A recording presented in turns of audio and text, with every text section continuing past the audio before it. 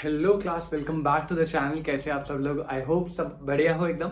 तो यार आज जो है हम बैलेंस ऑफ पेमेंट का लेक्चर नंबर 2 स्टार्ट करने वाले हैं। अभी तक हमने बैलेंस ऑफ पेमेंट का फर्स्ट लेक्चर कंप्लीट करा, जो कि बेसिक इंट्रोडक्शन था कि बैलेंस ऑफ पेमेंट होता क्या है और बैलेंस ऑफ पेमेंट में ओवरव्यू में कौन कौन से ट्रांजेक्शन आते हैं। अब डेप्थ में एक ट्रांजेक्शन को भी पढ़ना है कि करंट में क्या आता है, कैपिटल में क्या आता है, बट स्टिल अपन लोगों ने ये तो देख लिया कि क्या क्या ट्रांजेक्शन आते हैं और कौन से ट्रांजेक्शन करंट में आते हैं, कौन से कैपिटल में आते हैं। तो एक बार जल्दी से रिवीजन देते हैं। सबसे पहले सर बैलेंस ऑफ पेमेंट क्या था? सर बैलेंस ऑफ पेमेंट एक फाइनेंशियल स्टेटमेंट था। क्या था? एक फाइनेंशियल स्टेटमेंट जो सर रिकॉर्ड करता है सारे इकोनॉमिक ट्रांजेक्शन। रिकॉर्ड करता है क्या? सारे economic transaction between a country and rest of the world. क्या बोला? फाइनेंशियल स्टेटमेंट है जो रिकॉर्ड करेगा सारे economic transaction between a country and rest of the world. जो भी कंट्री है दूसरे कंट्रीज के साथ जो भी इकोनॉमिक ट्रांजैक्शन करे वो सारे रिकॉर्ड करना किसकी रिस्पॉन्सिबिलिटी है? बीओपी की, बैलेंस ऑफ पेमेंट की। अब इकोनॉमिक ट्रांजैक्शन में सर कितनी चीजें आती है? 4 चीजें। Number 1 is what? Export import of visible item यानी goods. Number 2 is what? Export import of invisible item यानी services. Third is what? Unilateral transaction यानी one sided transaction. Fourth is what? Capital transactions यानी कि investment जो की हो गई। जो स्टार्टिंग के 3 है, एक्सपोर्ट इंपोर्ट विजिबल का, इनविजिबल का, यूनिलेटरल, ये बैलेंस ऑफ पेमेंट के अंदर करंट अकाउंट में आते हैं क्योंकि इनसे अब्रॉड में आपकी एसेट एंड लायबिलिटी पे कोई भी इफेक्ट नहीं पड़ता। सर कोई भी इफेक्ट नहीं पड़ता। लेकिन जो कैपिटल ट्रांजैक्शन है, इन्वेस्टमेंट फॉर एग्जांपल, वो जो है वो बैलेंस ऑफ पेमेंट के अंदर कैपिटल अकाउंट में आता है क्योंकि कैपिटल अकाउंट में वो ट्रांजैक्शन आते थे जिनसे मेरे भाई याद करो अब्रॉड में या तो आपकी एसेट लायबिलिटी इंक्रीज हो रही है या डिक्रीज हो रही है, कोई ना कोई इफेक्ट पड़ रहा है। ये हमने फर्स्ट लेक्चर में बहुत आराम से धीरे धीरे सारा अच्छे से डेप्थ में कंप्लीट करा था। अगर आपने नहीं देखा लेक्चर पहले देख लो भाई आराम से, फिर हम इसमें आगे बढ़ते हैं। ठीक है, आज अपने को अभी तो देखो हमने ओवरव्यू में पढ़ा ना कि करंट अकाउंट में आता है, कैपिटल में आता है। अब भाई कैपिटल में तो बस मैंने कैपिटल ट्रांजेक्शन बताया ना, करंट में करंट नॉर्मल बेसिक ट्रांजेक्शन बताए। कौन से ट्रांजेक्शन किस साइड में आएंगे, कौन कौन से ट्रांजेक्शन कैपिटल ट्रांजेक्शन के अंदर आएंगे, वो सारी बातें अभी हमने डिस्कस नहीं करी, जिससे क्वेश्चन एमसीक्यू फॉर्म हो सकते हैं और वही हमें डिस्कस करना है। तो मैं आपके सामने आज की क्लास भाई बहुत इंपॉर्टेंट है, पूरा बीओपी का सारा कॉन्सेप्ट क्लियर हो जाएगा आज की क्लास में आपका। अगर आपने ये क्लास देख ली तो बैलेंस ऑफ पेमेंट जो है वो मैं आपको पूरा एक बीओपी ड्रॉ करके दिखाता हूं बड़ा मस्त तरीके से, और आप आराम से बस इसे देखो, समझो के कॉन्सेप्ट को। पहले अपन पूरा बीओपी एकदम कंप्लीट बना देते हैं और इस बीओपी को बनाने के बाद अपन एक एक को डेप्थ में स्टडी करेंगे। मैं आपको पहले बोल रहा हूं बिल्कुल फ्रेश पेज पे हेडिंग डालना बीओपी, यहां पे थोड़ा स्पेस छोड़ देना अपने पेज के लिए, यहां पे स्पेस छोड़ देना और पूरे एक पेज में सिर्फ बीओपी बनेगा। ठीक है ना? मैं पहले बता रहा हूं यहां पे भी स्पेस छोड़ देना और यहां पे भी, क्योंकि इसको कंप्लीट कराने के बाद बहुत सारी बातें मैं साइडों में लिखवाऊंगा। बाद में बोलना मत सर धोखा दे दिया, सर ये कर दिया वो कर दिया। इधर स्पेस छोड़ देना, थोड़ा मार्जिन, इधर थोड़ा मार्जिन और नीचे तो जितना मार्जिन है उतना जो भी है। चलिए जी, तो हेडिंग डालेंगे बैलेंस ऑफ पेमेंट, और क्योंकि ये फाइनेंशियल स्टेटमेंट आपको पता है सीधी लाइन आएगी, एक इस साइड होगी एक इस साइड, टी से बनता है ना, 2 पार्ट में डिवाइड होता है। याद करो अगर आप कॉमर्स स्टूडेंट हो, आपका एक चैप्टर है एनपीओ, अकाउंट्स में है एनपीओ, नॉन प्रॉफिट ऑर्गेनाइजेशन, उसमें अकाउंट बनता है रिसीट एंड पेमेंट ना, बिल्कुल ऐसा बनता है। सर जो अकाउंट्स नहीं है समझो, यहाँ पे बैलेंस ऑफ पेमेंट ये रहा आपका। ये जो लेफ्ट हैंड साइड वाली साइड है ना, यहाँ पे लेफ्ट हैंड साइड वाली, ये होती है बैलेंस ऑफ पेमेंट की रिसीट साइड। कौन सी साइड? Receipt side. और राइट वाली साइड को क्या बोलते हैं सर? Payment side. क्या?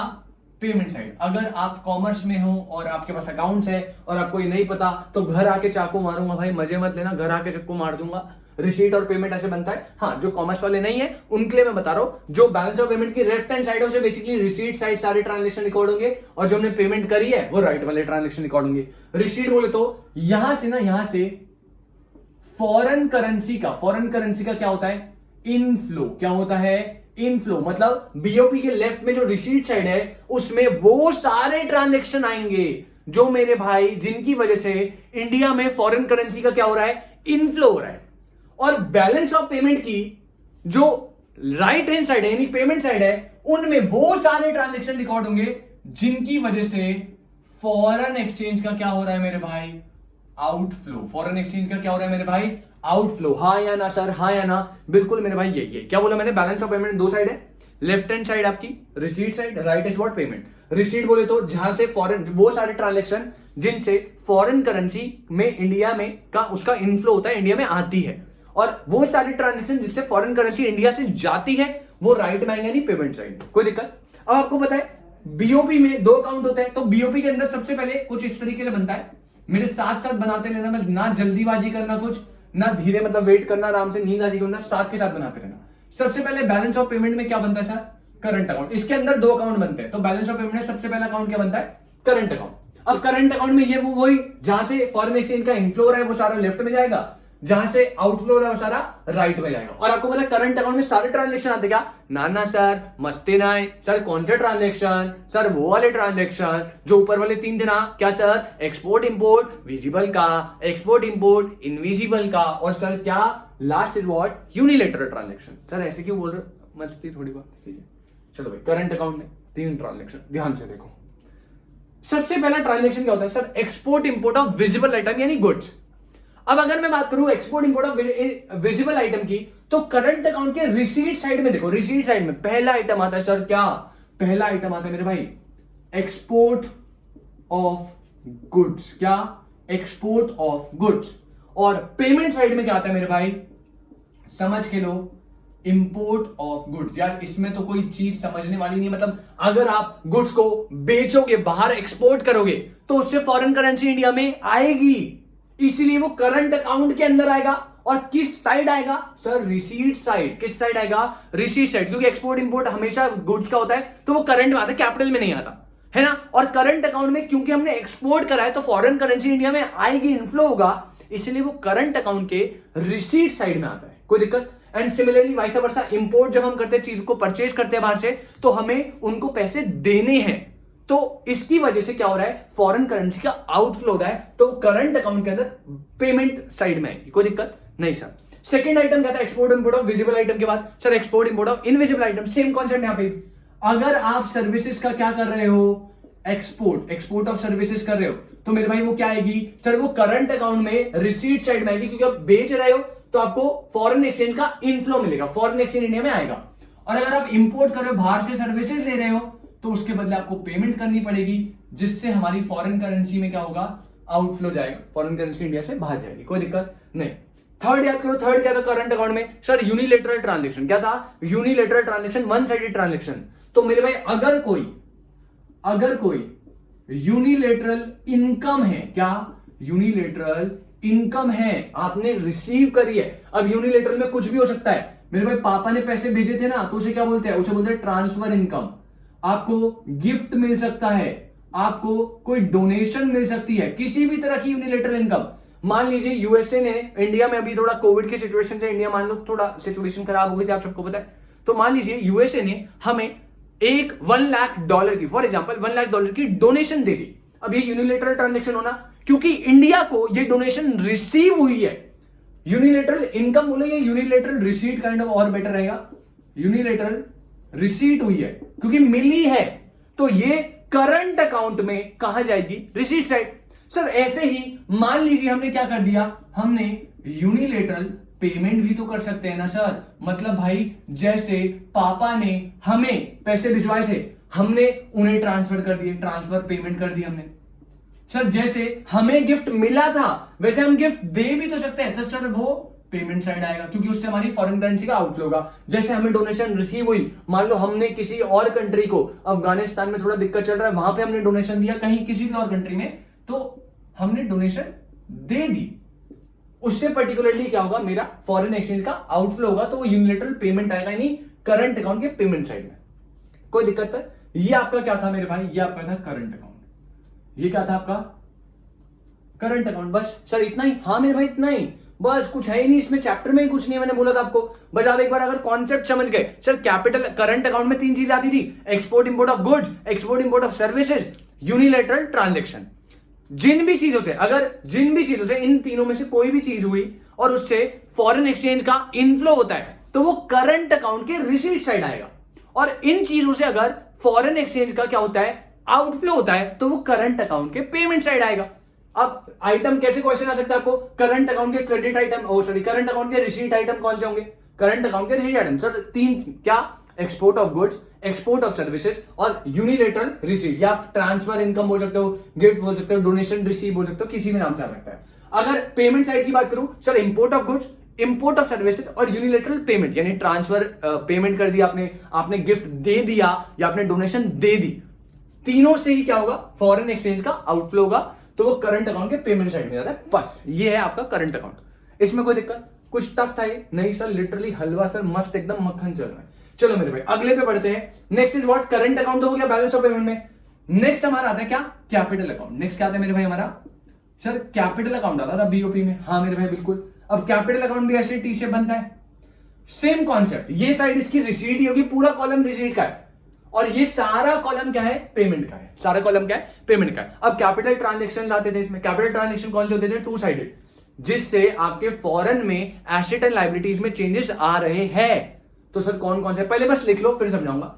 सबसे पहले ना इसमें आता है, ऐसे बना लो, इसमें सबसे पहली चीज आती है lending and borrowing. Lending and borrowing, अब ये दो होती है इसके अंदर। इसके लेंडिंग एंड बोरोइंग में दो तरह की लेंडिंग एंड बोरोइंग होती है। सबसे पहला होता है क्या, ऑफिशियल ट्रांजैक्शन, और दूसरा क्या होता है मेरे भाई, अनऑफिशियल ट्रांजैक्शन। क्या, ऑफिशियल ट्रांजैक्शन और अनऑफिशियल ट्रांजैक्शन दोनों ही लेंडिंग एंड बोरोइंग का पार्ट है। और सेम यहां पे भी लिख दो। क्या बोला भाई मैं, ऑफिशियल ट्रांजैक्शन, सर यहां पे भी सेम। हाँ मेरे भाई बिल्कुल सेम। और क्या मेरे भाई, अनऑफिशियल ट्रांजैक्शन। ठीक है, अब इसे समझते हैं, देखो अब इसे समझते हैं। और भी इसके नीचे आएगा, इस पेज के अलावा ये जो मैं लिखवा रहा हूं, ये बिल्कुल इस पेज पे नहीं आना चाहिए, बिल्कुल अलग से कहीं नोट करना है। इसे मैं इसका एक्सप्लेनेशन दे रहा हूं, क्या होता है ऑफिशियल ट्रांजैक्शन और अनऑफिशियल ट्रांजैक्शन। भाई पहली बात तो ये, दोनों का ही नेचर जो है, आप नोटिस करो, दोनों ही किस नेचर के है सर, दोनों का नेचर क्या है, lending and borrowing. Lending and borrowing मतलब समझते उधार देना या उधार लेना। ठीक है, अब सर यहां पे ना, यहां पे क्या हो रहा है, दोनों ही केस में इंडिया ने उधार लिया है। क्या लिया है, उधार लिया है। ऑफिशियल और अनऑफिशियल क्या है सर, अभी मैंने नहीं बताया। बस यहां पे क्योंकि रिसीट हो रही है ना भाई, फॉरेन करेंसी इंडिया में आ रही है, तो इंडिया ने मान लो यूएसए के वहां से लोन ले लिया, बोरोइंग ले ली, तो वो क्या होगा, कैपिटल अकाउंट के रिसीट साइड आएगा। क्योंकि जब हम बोरोइंग लेते हैं तो हमारे पास पैसा आएगा, फॉरेन करेंसी बिल जो इंडिया में है वो क्या होगा, इनफ्लो होगा। ऐसे ही मान लो इंडिया ने किसी और कंट्री को उधार दे दिया, इंडिया ने किसी और कंट्री को उधार दे दिया, तो फॉरेन करेंसी हमारे यहां से क्या होगी, आउटफ्लो होगी। तो वो क्योंकि बोरोइंग है तो कैपिटल अकाउंट में आएगी, और बोरोइंग में क्योंकि हमने बोरोइंग दी है तो वो कैपिटल के पेमेंट साइड में आएगी। हाँ है ना सर, बिल्कुल सर बिल्कुल। सर ये ऑफिशियल और अनऑफिशियल क्या है मेरे भाई, कुछ नहीं है, होल लेंडिंग एंड बोरोइंग दी है। बस फर्क पता है क्या है, मान लीजिए बिल्कुल सेपरेट किसी अलग पेज में बनाना, इसका एक्सप्लेनेशन दे रहा हूं। मान लीजिए मेरे भाई यहां पे कौन है, इंडिया की गवर्नमेंट। कौन है, इंडिया की गवर्नमेंट। और यहां पे कौन है मेरे भाई, यूएसए की गवर्नमेंट। अगर इंडिया ने यूएसए से लोन लिया, क्या लिया, इंडिया की गवर्नमेंट ने यूएसए से लोन लिया, this is what official transaction. हो आप लोन ही ले रहे हो, आप लोन ले रहे हो, लेकिन मैंने याद करो इंडिया की गवर्नमेंट ने एक ऑफिशियल, एक पर्टिकुलर गवर्नमेंट क्या है भाई, ऑफिशियल ट्रांजैक्शन काइंड ऑफ हो गया ना ये तो। क्यों, क्योंकि गवर्नमेंट इन्वॉल्व है, यहां पे कोई पर्सनल पर्सन इन्वॉल्व नहीं है। मान लो मैं हूं, अब मैंने वहां पे कोई पर्सनल पर्सन से लोन ले लिया, तो क्या यहां पे कोई ऑफिशियल ट्रांजैक्शन है, ना ना ना। ऑफिशियल ट्रांजैक्शन कब होगा, जब ऑफिशियल लोग करेंगे, गवर्नमेंट कर रही है दो कंट्री की। अब इंडिया की गवर्नमेंट, यूएसए की गवर्नमेंट, उन गवर्नमेंट के बीच में अगर बोरोइंग का लेन देन हो रहा है, तो वो बोरोइंग तो है, लेकिन कौन सी वाली, नाम यूज करेंगे ऑफिशियल ट्रांजैक्शन। अगर इंडिया की गवर्नमेंट ने यूएसए की गवर्नमेंट से लोन ले लिया, तो यहां पे क्योंकि गवर्नमेंट इन्वॉल्व है तो नाम क्या आएगा, ऑफिशियल ट्रांजैक्शन। और इंडिया ने गवर्नमेंट से लोन लिया है उधर से, तो फॉरेन एक्सचेंज का इनफ्लो होगा। तो ऑफिशियल ट्रांजैक्शन पेमेंट साइड में जाएगा या रिसीट साइड में, सर रिसीट साइड में, क्योंकि इंडिया ने लोन लिया है ना, तो फॉरेन एक्सचेंज का क्या होगा, इनफ्लो। और नाम क्या आएगा, ऑफिशियल ट्रांजैक्शन। क्यों, क्योंकि ऑफिशियल वे में ट्रांजैक्शन हुआ है। अब बस इसी में मान लो इंडिया ने लोन दिया है, इंडिया की गवर्नमेंट ने लोन दिया है, तो यहां पे जब इंडिया की लोन, दोनों ही केस में ट्रांजैक्शन क्या है, ऑफिशियल ट्रांजैक्शन। ट्रांजैक्शन दोनों में क्या चल रहा है, ऑफिशियल। लेकिन जब इंडिया ने लोन लिया तो ये कैपिटल के रिसीट साइड में आएगी, और जब इंडिया लोन देगा उधर है ऑफिशियल ट्रांजैक्शन ही मेरे भाई, लेकिन ये किस साइड आएगा, पेमेंट साइड, क्योंकि आपकी फॉरेन एक्सचेंज का क्या हो रहा है, आउटफ्लो हो रहा है। कोई दिक्कत नहीं सर। अब इसी में एक छोटा सा चेंज कर दूं, अब फिर से बात लेन देन की चल रही है, लोन की चल रही है, लेकिन अब ना इंडिया की गवर्नमेंट इन्वॉल्व नहीं है। पता है कौन इन्वॉल्व है मेरे भाई, इंडिया से अपना टाटा भाई, और उधर से अपना कौन, इलॉन मस्क भाई। इंडिया का टाटा भाई हो गए अपना रतन टाटा जी, और अपना यूएसए से इलॉन मस्क हो गए। अब इनका जो है आपस में कुछ पर्सनल चल रहा है भाई। इसकी भाई बेटी की शादी है, अच्छा बेटी तो नहीं है, जो भी है इसकी कोई किसी की शादी है भाई, इसको पैसे चाहिए भाई। वैसे तो भाई के पास बहुत पैसे, बट स्टिल मान लीजिए इनके पास पैसे नहीं थे, तो इन्होंने क्या बोला, ये दोनों बेस्ट फ्रेंड है भाई, चडी बडी एकदम। तो इलॉन मस्क को क्या बोला कि भाई मेरे को जो है ये काम है पर्टिकुलर, मुझे जो है लोन चाहिए, आप मुझे लोन दे दीजिए। तो क्या यहाँ पे कोई गवर्नमेंट इन्वॉल्व है? नहीं सर। तो ऑफिशियल ट्रांजेक्शन आएगा? नहीं। तो अगर लेंडिंग एंड बोरोइंग अनऑफिशियल वे में हो रही है, पर्सनली इंडिविजुअल कर रहे हैं, तो टर्म यूज होती है अनऑफिशियल ट्रांजेक्शन। अगर इंडिया ने लोन लिया है, मतलब रतन टाटा जी ने लोन लिया है, तो वो कैपिटल अकाउंट के अंदर नाम क्या आएगा? नाम तो अनऑफिशियल आएगा, लेकिन वो रिसीट साइड में आएगा। कहां आएगा? रिसीट साइड में। ऐसे ही मान लो इंडिया ने लोन दिया है, टाटा ने इलॉन मस्क को लोन दिया है, तो वो कैपिटल के अंदर क्या आएगा? Unofficial transaction. और किस साइड आएगा? पेमेंट साइड में, क्योंकि हमने लोन दिया है तो यहां से हमारे फॉरेन एक्सचेंज का आउटफ्लो होगा। तो कैपिटल अकाउंट में सबसे पहली चीज क्या आती है? Lending and borrowing. वो दो पार्ट में होती है, official transaction, unofficial transaction. Official transaction और दोनों में हो क्या रहा है? लेंडिंग एंड बोरोइंग हो रही है। बस फर्क यह, ऑफिशियल ट्रांजेक्शन में गवर्नमेंट इन्वॉल्व होगी और अनऑफिशियल में इंडिविजुअल्स इन्वॉल्व होंगे, पर्सनली आप लोन ले रहे हो। ठीक है, दोनों ही कैपिटल अकाउंट में आएंगे। अब आएंगे किस साइड? अगर लोन लिया है तो वो हमेशा रिसीट साइड आएगा। अगर गवर्नमेंट ने लिया तो ऑफिशियल ट्रांजेक्शन के नाम से आएगा, अगर पर्सनली किसी ने लिया तो अनऑफिशियल ट्रांजेक्शन के नाम से आएगा। अगर आपने लोन दिया है तो वो कैपिटल अकाउंट के पेमेंट साइड में जाएगा। अगर गवर्नमेंट ने लिया है तो ऑफिशियल ट्रांजेक्शन के नाम से, अगर पर्सनली लिया है तो अनऑफिशियल ट्रांजेक्शन के नाम से। फर्क यही है, बस फर्क यही है। लोन जब पैसा आ रहा है, लोन लिया है आपने, पैसा आ रहा है तो वो रिसीट साइड में आएगा। जब लोन दे रहे हो, पैसा जा रहा है तो वो पेमेंट साइड में आएगा। गवर्नमेंट के बीच में वो ऑफिशियल ट्रांजेक्शन, प्राइवेट सेक्टर के बीच में अनऑफिशियल। हो क्या रहा है मेरे भाई? सिर्फ लेंडिंग एंड बोरोइंग ही हो रही है दोनों केस में। जल्दी से नोट करो, जल्दी से। हाँ जी, आई होप आपने नोट कर लिया हो। तो बढ़ते हैं हम आगे। अब सर नेक्स्ट क्या है? नेक्स्ट क्या है? तो कैपिटल अकाउंट में ये तो क्या? Lending borrowing, official unofficial. Next होता है भाई आपका, नेक्स्ट होता है आपका इन्वेस्टमेंट। नेक्स्ट क्या होता है? इन्वेस्टमेंट। याद करो, वहां पे भी एग्जांपल दिया था। अब इन्वेस्टमेंट जो है वो भी दो तरह की है। सर इन्वेस्टमेंट क्या? वो भी दो तरह की है। एक है मेरे भाई क्या? डायरेक्ट इन्वेस्टमेंट, और एक होती है मेरे भाई क्या? Portfolio investment. क्या बोला मैंने? डायरेक्ट इन्वेस्टमेंट और पोर्टफोलियो इन्वेस्टमेंट। सर इधर क्या आएगा? इधर भी आएगा क्या?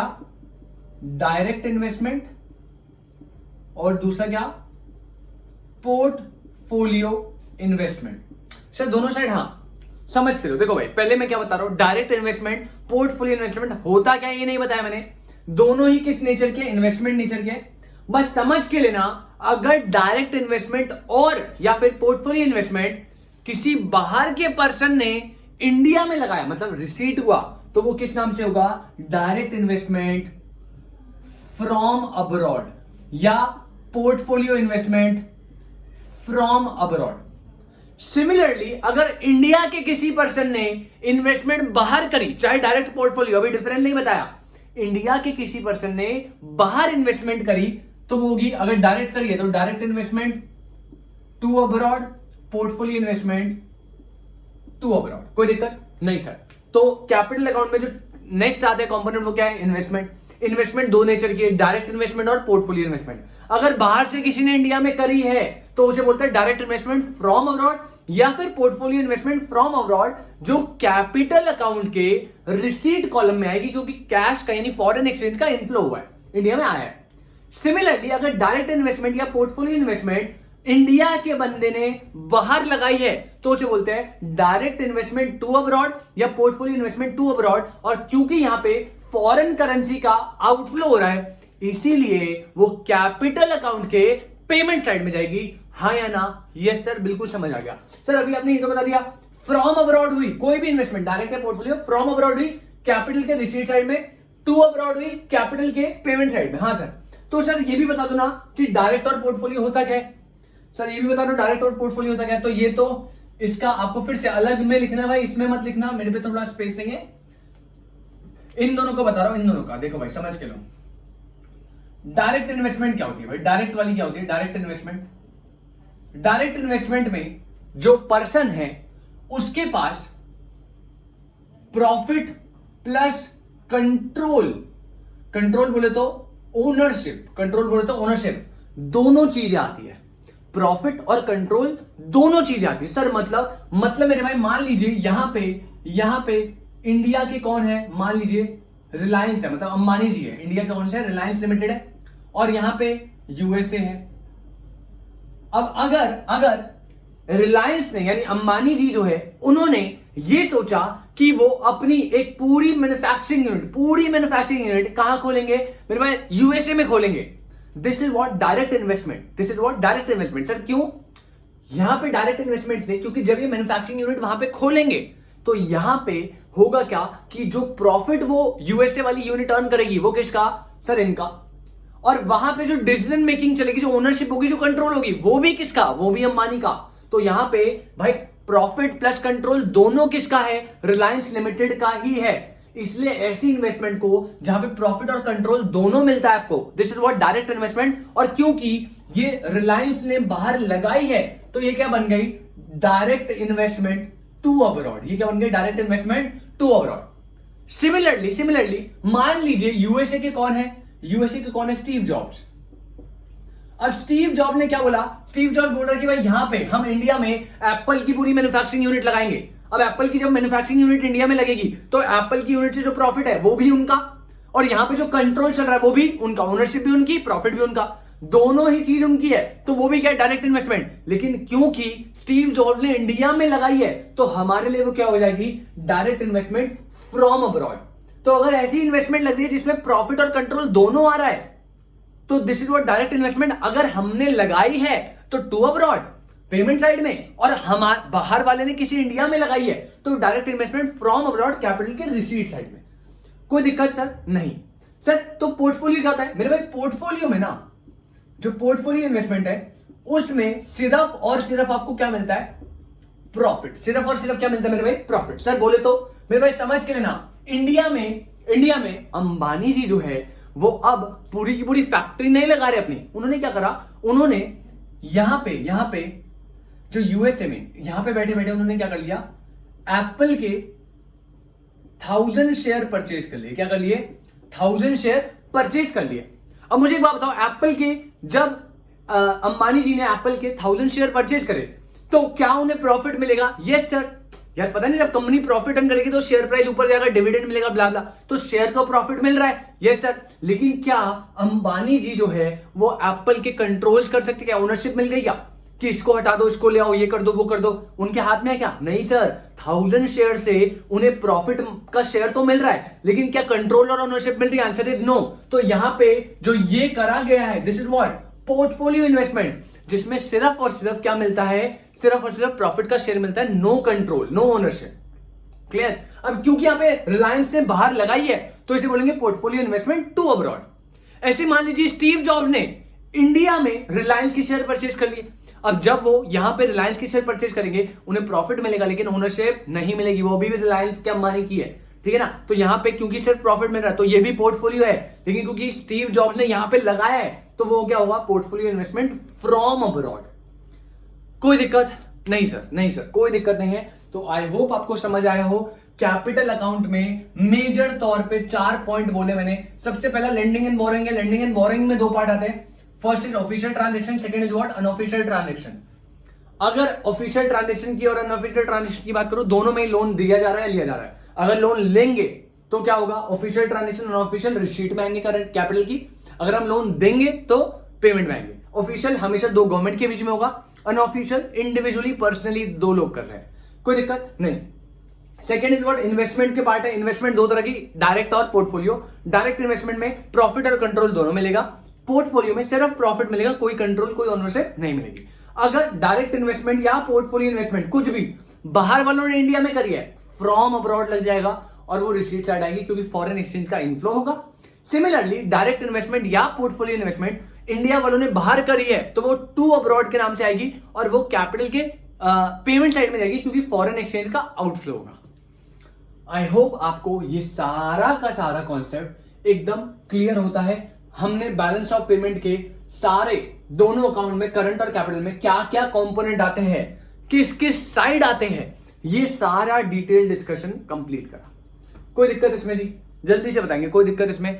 नहीं सर, कोई दिक्कत नहीं है। बस एक छोटी सी दिक्कत, पता है मैं क्या दे दूं आपको? मैं क्या दे दूं मेरे भाई, समझ के लेना। अब अगर आपने अकाउंट पढ़ी है तो आपको पता होगा जो ये वाली साइड होती है ना, ये वाली साइड, अकाउंटेंसी में ये डेबिट होती है, क्रेडिट होती है। क्या ये डेबिट होती है और ये क्रेडिट होती है। यहां पे छोटा सा चेंज है भाई, छोटा सा चेंज है, अकाउंट वाले कंफ्यूज मत हो जाना। जनरली अकाउंट में टी शेप में ये डेबिट होता है, क्रेडिट होता है, लेकिन यहां पे जो ये सारे आइटम है ना जो रिसीट साइड में आ रहे हैं, इनको बोलते हैं मेरे भाई क्या, क्रेडिट आइटम्स। क्या बोलते हैं, क्रेडिट आइटम। बीओपी की रिसीट साइड जो है उसे क्या बोलते हैं, क्रेडिट आइटम। अगर क्वेश्चन आया कि करंट अकाउंट के क्रेडिट आइटम्स बताओ तो क्या बताओगे, export of goods, export of services, unilateral receipt. Capital के क्रेडिट आइटम बोला तो ये सारे। रिसीट साइड का ही दूसरा नाम क्या है, क्रेडिट आइटम। ऐसे ही पेमेंट साइड का दूसरा नाम क्या है मेरे भाई, सर डेबिट आइटम। क्या बोला सर, डेबिट आइटम्स। कोई दिक्कत नहीं सर, नहीं सर, बिल्कुल क्लियर हो गया सर। तो यानी कि बैलेंस ऑफ पेमेंट में दो साइड है, रिसीट साइड और पेमेंट साइड। रिसीट साइड को क्या बोलते हैं, क्रेडिट आइटम्स। पेमेंट साइड को क्या बोलते हैं, डेबिट आइटम है। अकाउंट से उल्टा हो रहा है यहाँ पे, कंफ्यूज नहीं होना। और यहाँ पे करंट अकाउंट की पूरी क्रेडिट साइड, ये डेबिट साइड। कैपिटल अकाउंट की ये पूरी क्रेडिट साइड, ये पूरी डेबिट साइड। हो यही है, क्रेडिट साइड में सारी रिसीट आती है, पेमेंट साइड में सारी पेमेंट्स आती है, एक्सपेंसेस आते हैं, मतलब जिनसे कैश फॉरेन करेंसी का आउटफ्लो है। इसमें कोई दिक्कत, आई होप आपको ये सारा कॉन्सेप्ट एकदम क्लियर तरीके से समझ आया हो। जल्दी बताएंगे भाई, जल्दी बताएंगे, कोई दिक्कत नहीं सर। ओके जी, नोट करेंगे जल्दी से।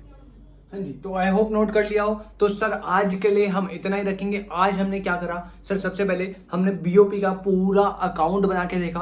बीओपी में दो साइड होती है, left hand side receipt side हो गई जिसे क्रेडिट आइटम बोलते हैं, right hand side payment side हो गई जिसे डेबिट आइटम बोलते हैं। बीओपी के अंदर दो अकाउंट आते हैं, current account and capital account. अगर मैं करंट अकाउंट के रिसीट यानी क्रेडिट आइटम्स की बात करूं, मेरे साथ बोलेंगे भाई, कसम है भाई, जल्दी से साथ साथ रिपीट कर लेना, आप श्राप दे दूंगा, बता रहा हूं, ठीक है ना। तो अगर मैं करंट अकाउंट के रिसीट यानी क्रेडिट आइटम की बात करूं सर, तीन item, export of goods, export of services और यूनिलेटरल इनकम। गिफ्ट हो सकती है, डोनेशन हो सकती है, कुछ भी, ठीक है। अगर मैं करंट के डेबिट की बात करूं, import of goods, import of services और क्या, यूनिलेटरल पेमेंट्स यानी ट्रांसफर पेमेंट हो गई, गिफ्ट हो गई, डोनेशन हो गई जो आपने दी है, ठीक है, कोई दिक्कत, करंट अकाउंट पैक। अगर मैं कैपिटल अकाउंट की बात करूं, कैपिटल में जो क्रेडिट आइटम है सर, सबसे पहला ऑफिशियल ट्रांजैक्शन, हमने लोन लिया है, गवर्नमेंट ने लोन लिया है। Second is what, unofficial transaction, credit में आ रहा है, तो यानी किसी पर्सनल, इंडिया के पर्सनल बंदे ने लोन लिया है।